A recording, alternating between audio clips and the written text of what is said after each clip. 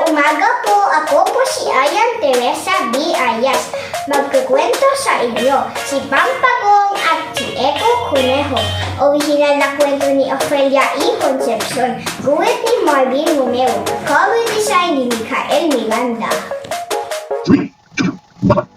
Laging iniinis niya ko na si Pampagong.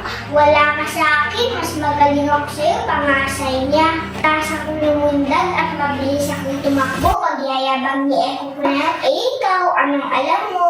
Hindi initindi ni Pampagong si Eko Conejo. Ang mabuti pa ay magtrabaho na tayo para marami tayong mga sulat na may deliver. Parehong tagapaghati ng sulat ang dalawa sa Animalandia. Pareho silang mapagkakatiwalaan. Padala po ng inyong ako, ang kaibahan nila ay mayabang si Eko Conejo. Mapagpakumbaba na ngayon si Pampagong. Pareng na, may sulat ka! Minsan ay hinamon ni Eko Conejo si Pampagong. Magparamihan tayo ng may hati na sulat. Sigurado ako natalo kita. Nagulat ang mga hayop nang sumang-ayon si Pampagong. Sige, sabihin mo kung kailan at hindi kita uungan. Pumalat ang balita tungkol sa amon ni Eko Conejo kay Pampagong.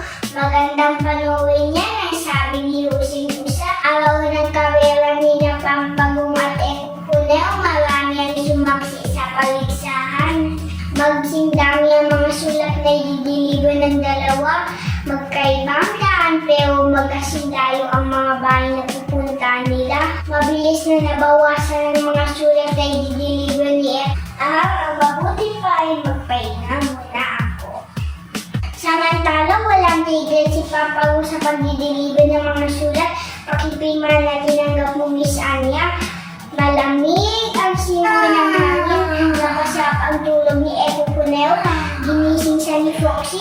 Nakikipagkarera ka, di ba? Nagmadali si Eko Conejo sa paghahati ng mga sulat. Malaki ang tiwala niya na sa mananalo sa paligsahan. Pero nagkamali siya. Nagbalakbakan ng mga ayos kung makita si Pampagong.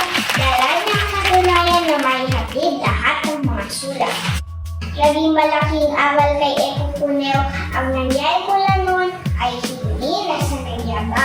Ang malaking kwento, ang kagalingan ay nakikita sa gawa, hindi sa salita. Maraming salamat po sa pakikinig.